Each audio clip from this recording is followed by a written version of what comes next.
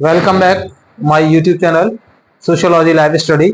और आज की क्लास का टॉपिक है बहिष्कार एवं समावेशन, एक्सक्लूजन एंड इंक्लूजन।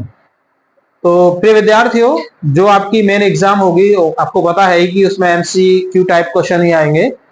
तो उसमें इस चैप्टर से आपको 2 या 3 क्वेश्चन मिलते हैं। उसका जो क्राइटेरिया अगर आप देखेंगे तो थोड़ा ध्यान से समझ लीजिए। मुझे उम्मीद है कि आपको इससे बाहर जो क्वेश्चन पेपर है वो बाहर नहीं जाएगा। चलिए शुरू करते हैं। बहिष्कार क्या है? तो पहले आपको जो मैंने यहाँ पे एक डायग्राम बना के समझाने का मैं प्रयास कर रहा हूं आपके लिए, जिससे कि आपको इसे याद करने में कोई दिक्कत ना हो और ऑब्जेक्टिव टाइप क्वेश्चन भी आप इसी से समझ जाएंगे। कैसे?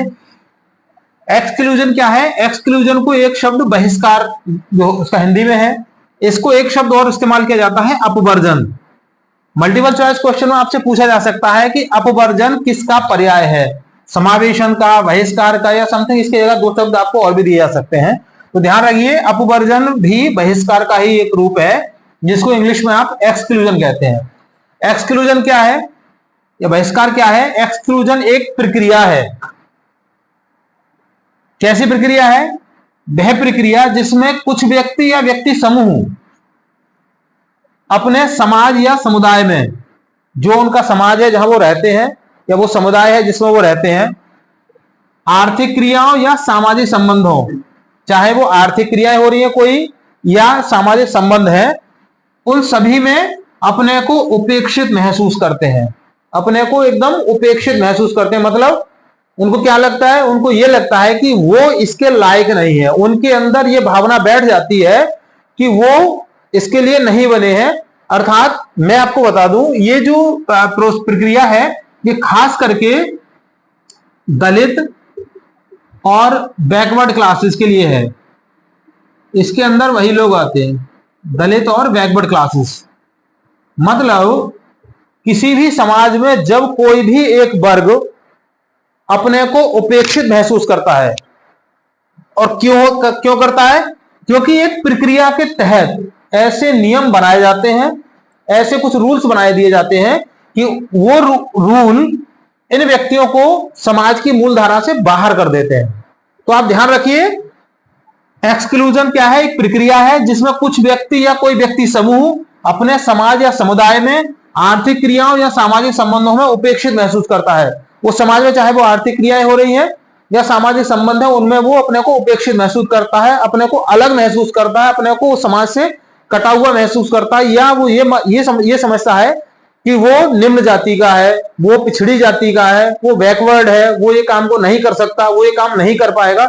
उसके अंदर ये भावना बैठ जाती है। तो उसको क्या कहते हैं हम? बहिष्कार या एक्सक्लूजन या अपवर्जन। अब देखिए कितने मल्टीपल चॉइस क्वेश्चन बनेंगे इसमें। आपसे पूछा जा सकता है कि बहिष्कार वह प्रक्रिया है जिसमें कुछ व्यक्ति अपने को समाज से कटा हुआ महसूस करते हैं, अपने को समाज में सम्मिलित महसूस करते हैं, समाज के एक भाग के रूप में स्वीकार करते हैं।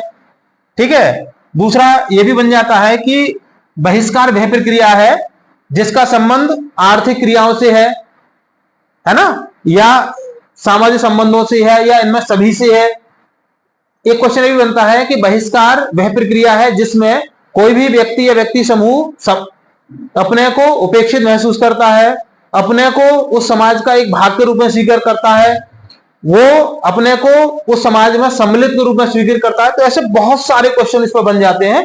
आपको सिर्फ इतना समझ लेना है कि क्या है, वो एक प्रक्रिया है। और कैसी प्रक्रिया है? जिसमें कोई भी व्यक्ति या समूह अपने समाज या समुदाय में आर्थिक क्रियाओं या सामाजिक संबंधों में अपने को उपेक्षित महसूस करता है। ठीक है। और इसमें यह भी क्वेश्चन इस तरीके से बनते हैं कि दुर्खीम ने क्या माना है इसके लिए? दुर्खीम इसके लिए अप्रतिमानता की स्थिति से मानता है, जिसको एनोमी कहा जाता है। इसी तरीके से कार्ल मार्क्स जो हुए हैं, उन्होंने एक यूरोपीय समाज में उन्होंने अलगाव शब्द का इस्तेमाल किया है, एलाइनेशन। उसको भी एक्सक्लूजन ही कहा जाता है। अगर भारतीय पर्सपेक्टिव में आप देखेंगे तो वो एक्सक्लूजन ही है, बल्कि यूरोपीय कंट्री में ये अप्रतिमानता और अलगाव है। तो यहां पर भी आप इसको देख सकते हैं कि बहिष्कार जो प्रक्रिया है उसको यूरोपीय समाज में किस नाम से जाना जाता है? अप्रतिमानता या एनोमी समथिंग। तो आप इतना इसको समझ गए होंगे, मुझे लगता है आपकी समझ आ गया होगा। फिर भी कोई क्वेरी कहीं पर है तो आप मुझे कमेंट बॉक्स में लिख के आप बता दीजिए, कोशिश करेंगे कि उसका समाधान कर दिया जाए। सो अगर चैनल पर नए हैं तो उसको सब्सक्राइब जरूर कर लीजिएगा। वीडियो पसंद आए लाइक शेयर कीजिएगा। इससे अगला जो चैप्टर है, इसी चैप्टर का जो अगला भाग है उसके बारे में मैं अगली क्लास में आपको बताऊंगा। So thank you for joining to me. मिलते हैं अगली क्लास में, तब तक के लिए जय हिंद।